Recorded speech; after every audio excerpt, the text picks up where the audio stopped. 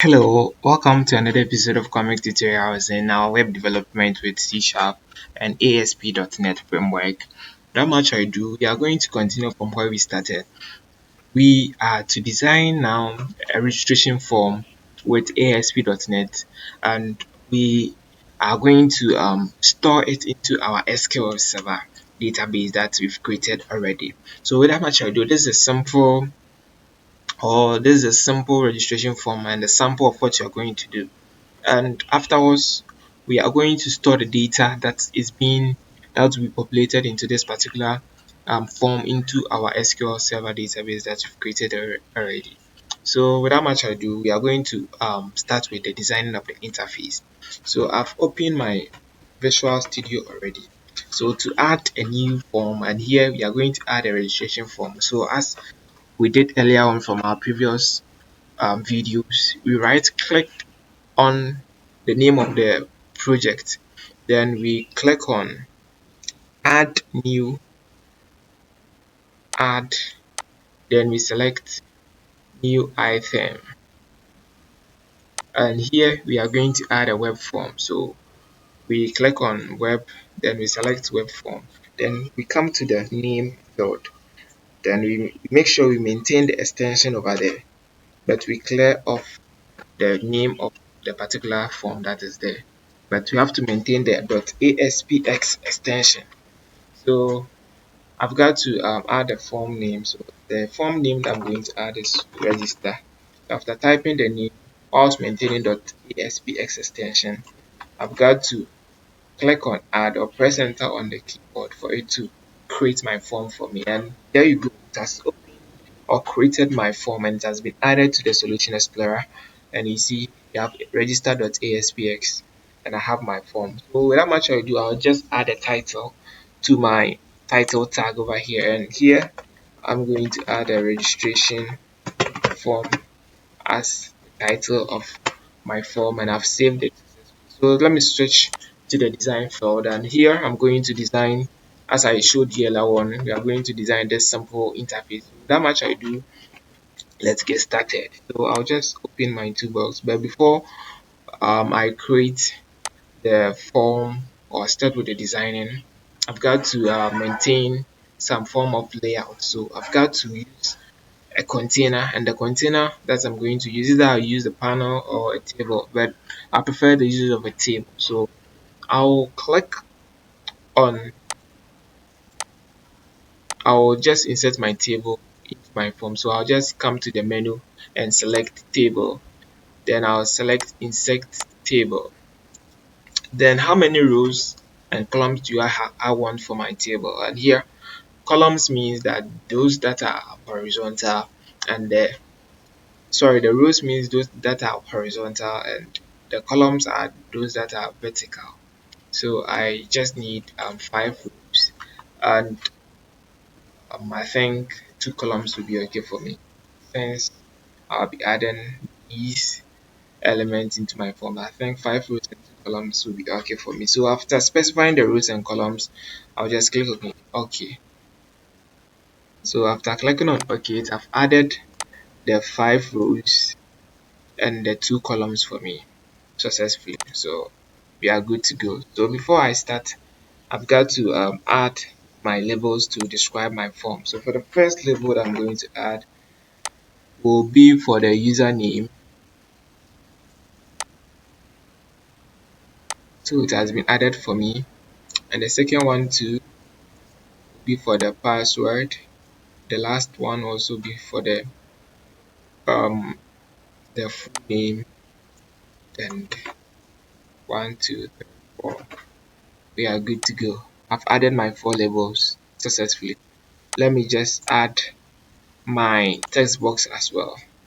So I'll come back to the box, then I'll search for text box, then I'll click and drag it into the second column. I've added it successfully. I'll do same for the other text box. There you go. I will need only 3 text boxes, and I've added them successfully. So the last thing to add to our form is our buttons to help us to perform our button click event. So I've got to search for buttons in the toolbox. Now just click and drag them This is the first button, this is the second button, and this is my last button. I've added them successfully, and I think we are good to go. It's left with us for us to give names to our buttons and our labels successfully. To be able to know the property in which you are selecting, it's advisable to sort them in an alphabetical order. Usually by default, a Visual Studio group the properties for you, but it's easier to sort them alphabetically to be able to know them in an alphabetical order. So I prefer the sorting of the properties with alphabet. It helps me to navigate through them easily. So I've sorted them, and first of all, I've got to change the labels. The first label will help us to store the username. So I'll just clear it off and type username. So whenever I know that I'm assigning a username to it. The next one will help me to store the password of the particular user. I'll do same for it. The next one too will help me also store the full name of the user, and I've got to change it as well, and that's also been changed for me successfully. So the last one will also help me to display on the screen the status, whether the login has been, the registration has been successful or not. So it's advisable to um, clear all the text that is being displayed, because it's a condition that is going to be checked. So if the condition is met, then it will print on the screen that the login has been successful. So here, because of because that you are going to use it in the coding aspect, it's advisable to add an ID to it.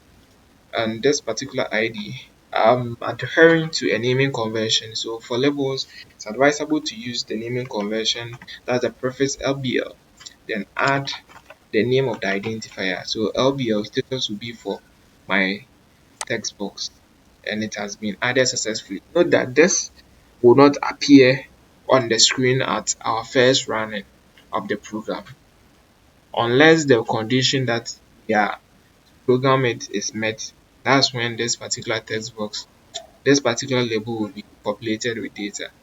So it's going to be hidden for now. So I've hidden it now, and I've got to assign ID to this particular text box. So for our naming convention for text box, we have to add a prefix tst, then we add the identifier here. Here is the identifier, the username, because this particular text box is going to help us to store the username of the particular user in question. So apply the same principle to this particular one. This one will also help us to store the password. So tst password, and this one to the full name of the user.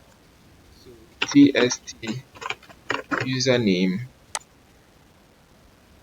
tst.username, sorry, tst is full name, tst full name for short, has been created for me successfully. And I'm going to assign labels to the buttons as well. So this first button will help me to submit or save the form. So the name that I'm going to assign to this particular um, button is save. Here will be save, and here too will be helping me to close. This button will help me to clear the text box. So here will be clear, and this one will help me to close or redirect the form to the index page, that's the login page. So here too will be close. Okay, so with the help of CSS, I'll be able to add a lot of beautiful animations and styles to the buttons. But now we are much more focused on designing the simple interface. In our next sessions or in our subsequent videos, we'll be much more concerned about creating beautiful UI with the help of Bootstrap and CSS. I hope you will join us and subscribe to our channel to know more about designing beautiful interfaces with this particular ASP.NET forms. So without much ado, I'm done creating my form, and I have to assign ID to this particular button since you are going to use them in the coding aspect. So here the preference for buttons is BTN. So BTN save. This one to be BTN clear. Let me quickly add them up. And this one to be BTN close. BTN close. So I've added them successfully, and we are done with the first task for today. So let's run it to see if everything works successfully for us. Then we go to the coding aspect, which we are going to link it to our database. That's our SQL Server. At our first time of loading the program, it usually takes a little bit longer time to and there you go, it has been saved successfully. And as you can see, the text box, the label that we added here is not showing as landed. It's not showing. It's been hidden for now, and it's good attempt that it's still hidden. So let's close this particular form and stop the debugging and go to the coding aspect. So first of all, let me double click here to create a double click event. So I've double clicked the save. The save button will help us to save and populate our database with values from the text box. So to be able to connect to our database, first of all, we need to import two things. First of all, we need to import system.data, and we also need to import system.data.sql client. These two files will help us to communicate with our database.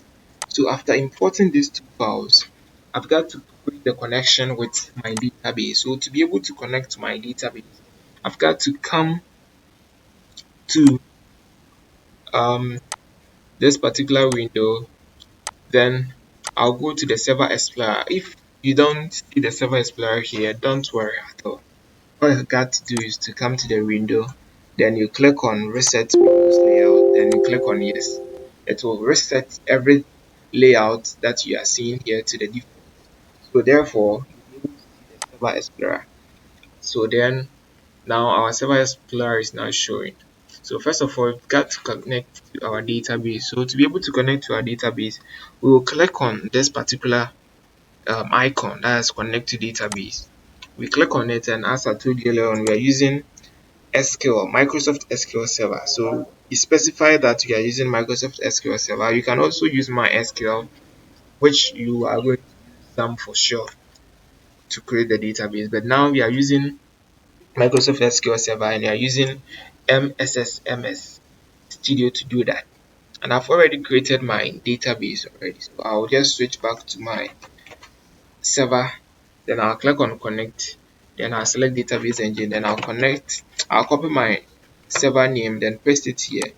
Then after that, I'll select my database, then I'll test the connection, and the connection has been tested successfully, meaning we can communicate with our database with the help of our Visual Studio. And the table fields that I've created in my database is also showing, so we are good to go. So first of all, we've got to copy the connection string of our database. So to be able to copy the connection string, you have to select the database from the Server Explorer. Then you come to your properties window or properties panel. Then you come to this property, that's the connection string. Then you highlight it by pressing Ctrl plus A. Then you press Ctrl plus C to copy the connection string. So now I've copied the connection string, and now I've got to create a variable to store the connection string for me. So to be able to store the connection string in my code, I've got to come to this particular, just after the class register, then press enter for a line to be created to create a space for me to store my connection string. So to create a variable in C#, all I've got to do is to bring the data type, and here I'm creating a string, so I'm going to use the keyword string. Then I'll bring my identifier, and the identifier that I'm going to use to store my connection string is CS for short. Then I'll bring my equal to symbol, and I'm going to bring an at symbol. This at, what it does is that it helps me to escape um, the backslashes in this particular code. Perhaps if I don't want to escape the back or the keywords in this particular ones, I've got to repeat them twice. But because of the backslash, I'm able to escape those identifiers that are keywords in this particular string. So it's advisable to bring the at symbol to help you to escape those keywords or the identifiers in this particular connection string. Is equal to is an identifier and it's an assignment operator. And without bringing of the at symbol will bring me error in my code or to term it as an error. But because of the backslash, because of the at symbol in this particular, I'm able to escape them without giving me error. So that's the help of the at symbol.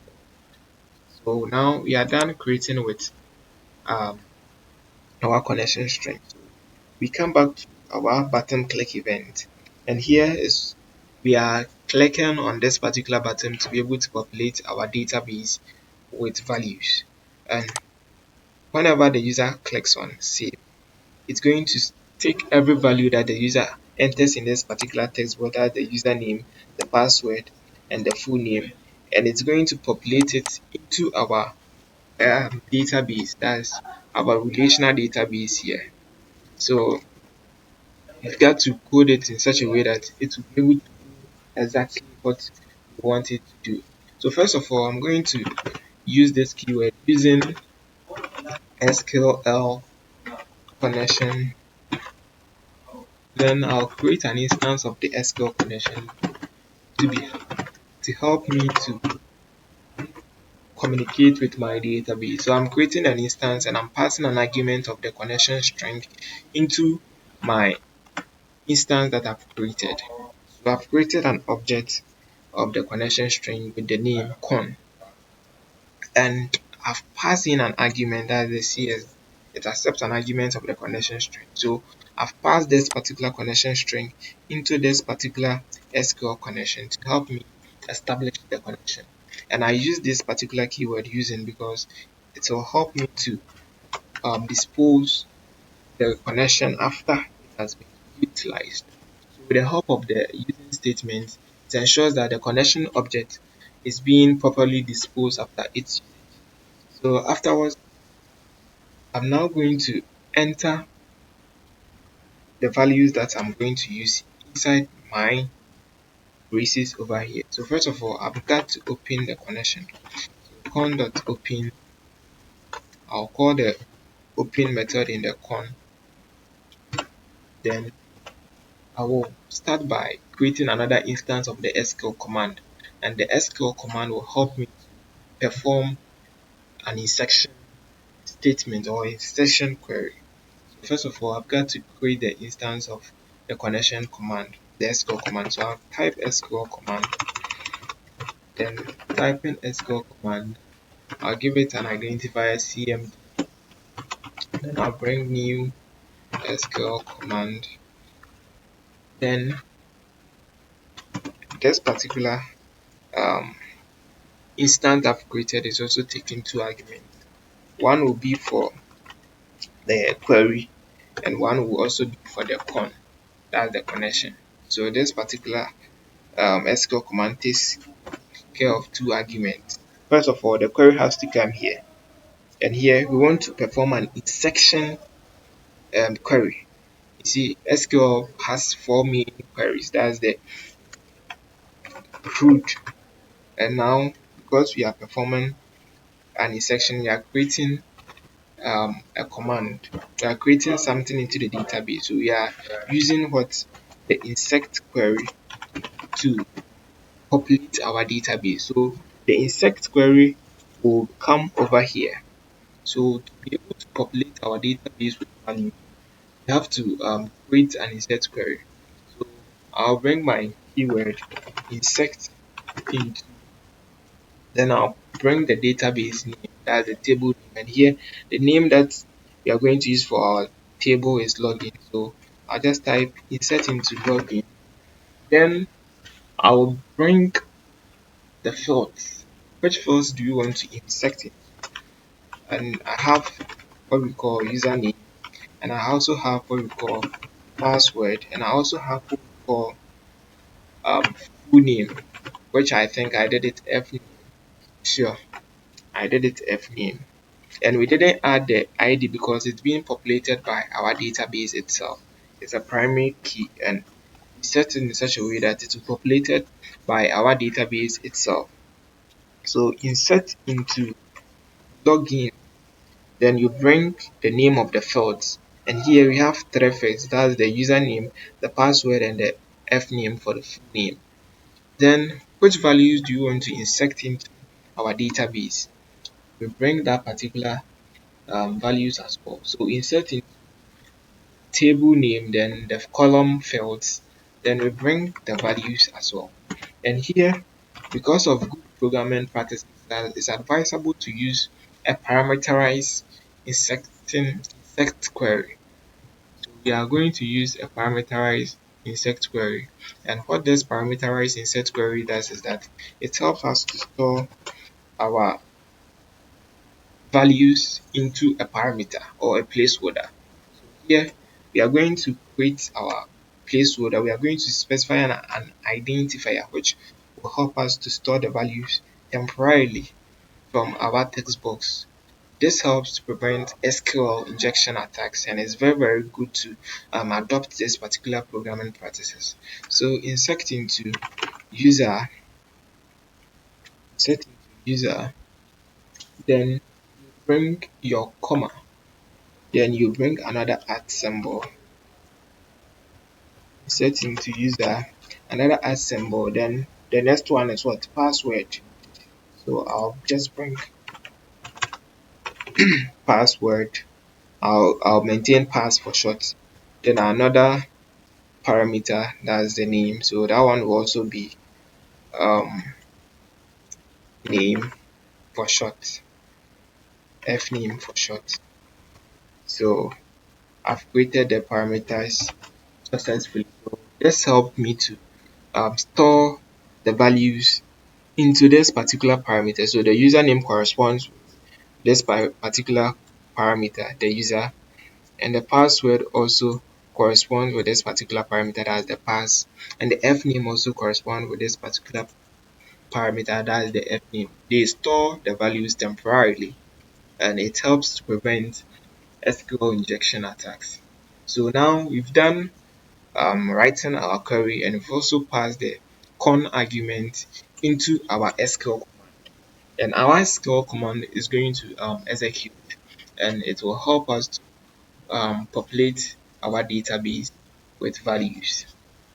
So the next thing that we are going to do is to execute the command. So to be able to do that, we have to add um, we have to call a method from the CMD. We are going to call the CMD, then bring parameters dot add with value. Then we bring the name of the parameters that we use. The first parameter that we used was at user, so we bring it there at user, and you have to make sure it's inside our double quotes. So this particular parameter also takes two arguments, and the first one is the parameter that we specified, and the next one is the name of the text box. And here, let me switch back to our design view. You see, that's why I told you you have to assign ID to this particular text box, because you are going to use them in the coding aspect. So the ID name that I used for here was username, so I have to make sure I add the same name in my code view. So at user, then I'll add tst username dot test. So this one calls the text box. Then the dot test is a method in this particular text box that helps to get the value from the text box. So I've added this successfully, and I have to repeat the same for the subsequent text box. So what this does is that it takes the value from the text box and store them in this particular parameter or placeholder, that is the @user, and it will be helping us to do the insertion operation in our database. So the same thing applies here. cmd dot parameters dot add with value, add with value, then the name of the parameter, which the next parameter is pass. So we call the pass, and we have to make sure it's inside our double quote. So it's inside our double quote, and it's also taking two arguments. So the next argument will be tst password the test, then I'll terminate it, then cmd parameters dot add with value, then the name of the next text box, which is the name of our next parameter, which is fname, then I'll bring my comma, then I'll bring the second argument, which is tst full name dot test, then I'll terminate it. So now we are, and we added the parameters there. And as I explained earlier on, this method help us to associate values with the parameters in the SQL query. The values are taken from the text box specifically. So for instance, the TST username.test, the value will be taken and it will be stored in this particular parameter or placeholder. That's the @user.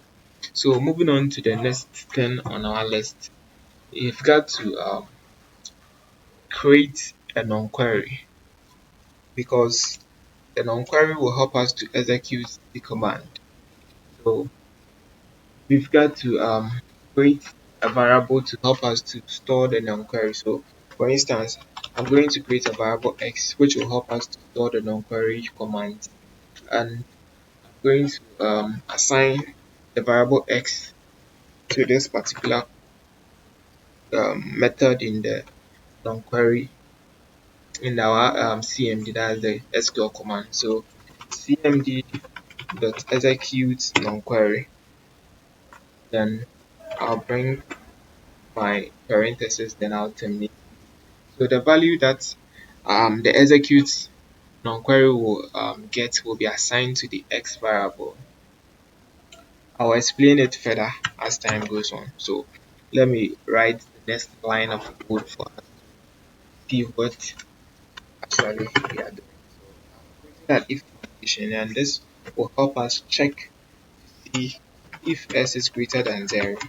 That's if s is greater than 0, meaning there has been a command which has been successfully been saved or performed in our SQL database or in our database. So therefore, the label that we created that I told you we are going to use, as I told you earlier on, that this one will be triggered when an event is being occurred. So if the value is greater than 0, it means that there has been a data that has been inserted into our database. So therefore, we call our label.test. Then we will assign this particular value that data has been saved. Data has been saved. And if the command doesn't return that the value is greater than 0, meaning it's less than 0, meaning there has not been any insertion that has been done into our database. So therefore, we call the same data, we call our label again, then we'll print to the screen that data has not been saved. So I think we are done with our coding, and it's up to us to get the understanding. So I'll start from this particular line, because I hope from here to this particular place everybody gets it. And it's here that I think the clarification is not all that enough. So I'm going to put much more emphasis on this particular line.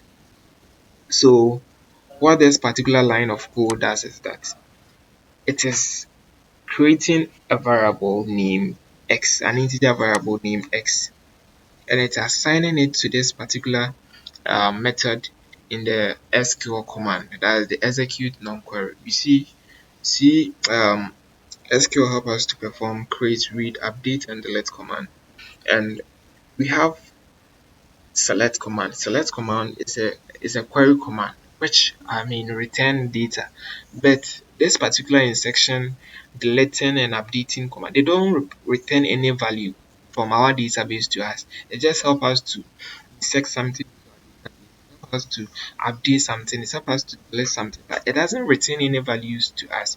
So this cmd.execute on query method help us to know the performance or the manipulation that has occurred in our database. And here is the case that we are performing an insertion command. So whenever there has been any value that has been added into our database, let's execute non-query will record it and assign the value to this variable x.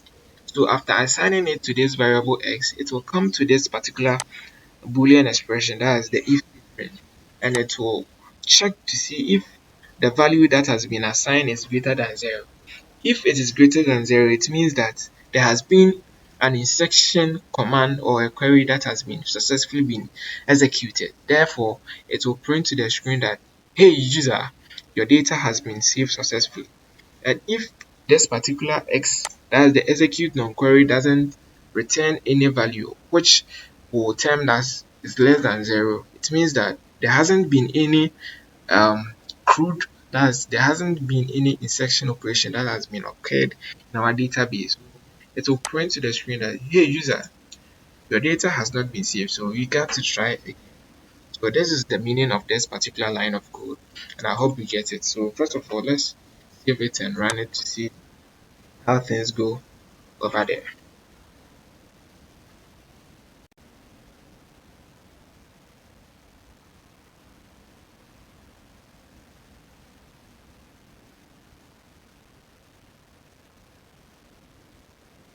Therefore, it has been open for us. So first of all, I've got to specify a username, maybe a username Rosa, and the password will be 1234.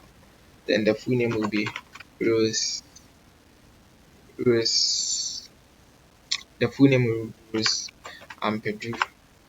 Then I'll click on the save button. There you go. Our program is working. The data has been saved successfully. So it has specified that our command has been saved successfully. So let's get back to our studio. That's the Microsoft SQL Server Management Studio, and perform a select. This one is a query command. It means that we are getting something from our database. So select top rows and let's see if it has been populated into our database.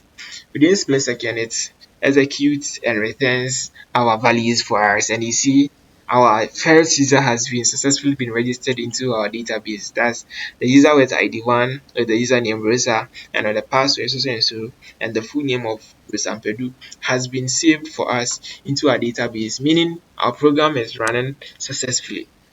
So we move on to our next thing on our agenda. Our next thing on our agenda is something that is pretty small, and we are going to do it shortly without wasting my time. So first of all, I just want us to switch back to our design view. Then we create another button click event. So here the clear, as I told you earlier on, the clear will help us to clear the text boxes.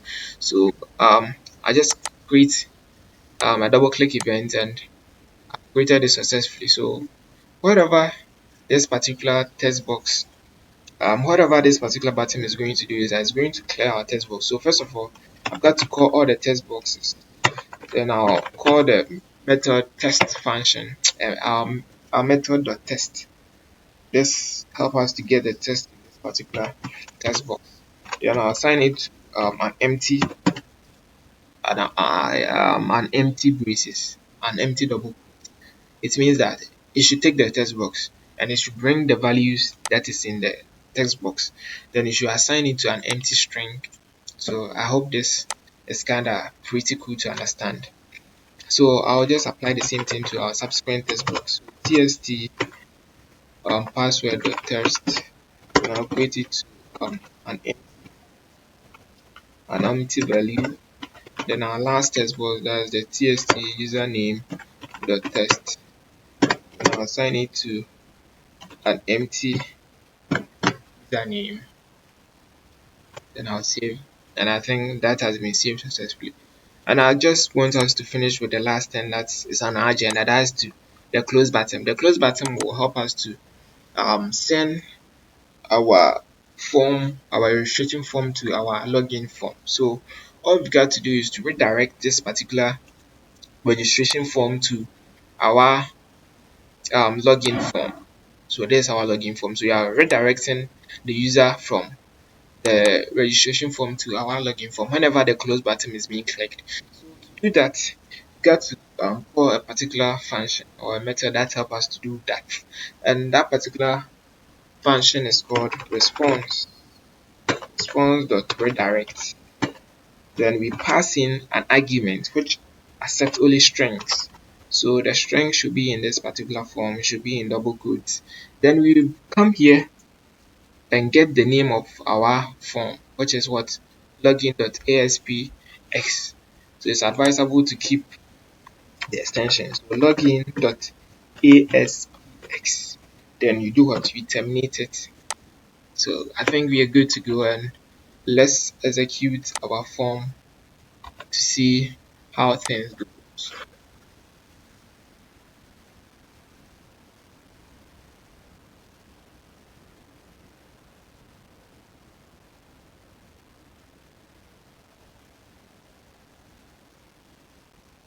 There you go, everything has been loaded successfully. So I think it's about time we add our second user. So I'm going to add a second user, which will be Mike. Then the password to 123. Then the full name is Michael Anakwa Fair. Then I've got to clear. Okay, let me clear it and see if our clear button is working. So let me clear. Oh, there you go. It's working successfully. And let me add another user, which is Mick.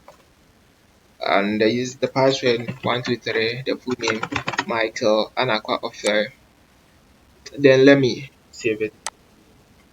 There you go, the data has been saved successfully. So I've got to clear the field for another user to be able to save.